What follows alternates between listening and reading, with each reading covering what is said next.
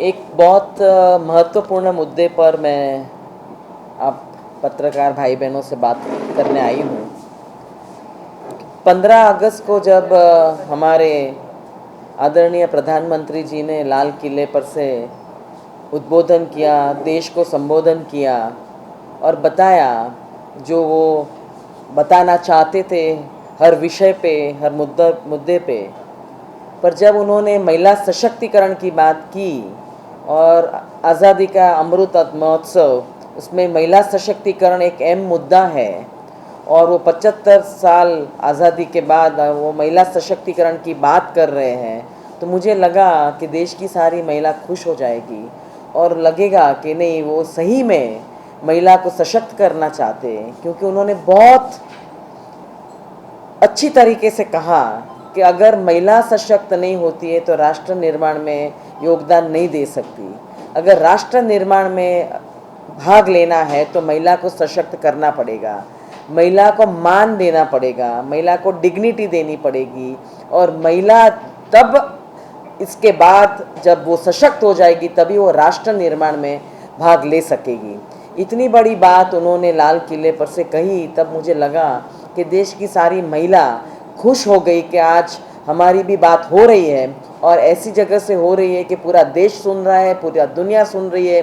और लगता है कि प्रधानमंत्री जी अवश्य इस पर कुछ करने वाले हैं और उनकी जो ये सोच है कि महिला सशक्तिकरण के बिना राष्ट्र आगे नहीं बढ़ सकता, उनको अपनी जगह घर से बाहर निकलना होगा, सशक्त होना पड़ेगा, राष्ट्र निर्माण में भाग लेना पड़ेगा।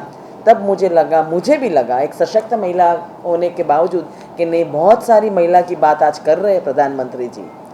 पर जब दूसरे दिन खुद के राज्य में, गुजरात राज्य में, जहाँ से वो मुख्यमंत्री रह के गए हैं प्रधानमंत्री की तौर पर, दिल्ली, और जिस राज्य में मैं रहती हूँ और जिस राज्य में गोधरा कांड जैसा एक 2002 में बहुत बड़ा हत्याकांड हो गया था, वहाँ एक बिल्किस बानो का जो केस था जिसमें एक प्रेग्नेंट महिला को गैंग रेप हुआ था उसके साथ, और उसकी 3 साल की बच्ची को उसके आंखों के सामने मार दिया गया था और 7 लोगों का वहाँ खून किया था। ऐसे लोगों को सजा के बाद रेमिशन पॉलिसी जेल में से रिहा कर दिया गया। दूसरे ही दिन, जिस दिन उन्होंने उतनी ऊंचाई से लाल किले पे से बताया कि महिला सशक्तिकरण होना चाहिए, और उसके बाद ही दूसरे दिन खुद के राज्य में, और ये राज्य में जहाँ ये गोधरा कांड हुआ था उसके बाद ये जो घटना बनी थी उसमें एक महिला को जहाँ उसको न्याय की उम्मीद थी वहाँ ये बात पहुँची नहीं, और उससे विपरीत बात हो गई कि 11 जो दोषी थे वो बाहर निकले, जेल से निकले तो निकले, पर उनके साथ ऐसा व्यवहार हुआ कि उनको मिठाई खिलाई गई, उनको हार पहनाया गया। तो ये बताता है कि कहाँ महिला सशक्तिकरण की वो बात जो लाल किले पे से प्रधानमंत्री जी ने की और कहाँ जो करनी जो जमीन पे हुई। तो ये दोनों का समन्वय कैसे हो सकता है जब करनी और कथनी में इतना फर्क है। तो इस वजह से मुझे लगा कि ये जो बता रहे हैं 15 अगस्त के भाषण में, क्या उसका कोई ठोस प्लान है? अगर ठोस प्लान होता तो मुझे नहीं लगता कि दोषियों ऐसे निकलते जेल के बाहर, और एक महिला अपने जो न्याय की उम्मीद लग के बैठी है उसने पूरा खो दिया है, उसकी खुद की डिग्निटी खो दी है क्योंकि उसके साथ दुष्कर्म हुआ है और ऐसे लोगों ने किया है जिसको सजा मिली है।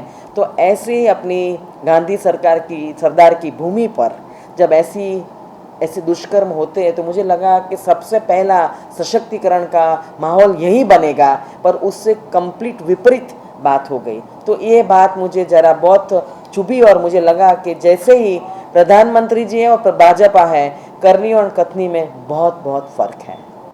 आज गुजरात राज्य की सरकार, भारतीय जनता पार्टी की सरकार, महिलाओं के सशक्तिकरण के बारे में बातें कर रही है, महिलाओं के सम्मान के बारे में बातें कर रही है, महिलाओं की सुरक्षा के बारे में बातें कर रही है।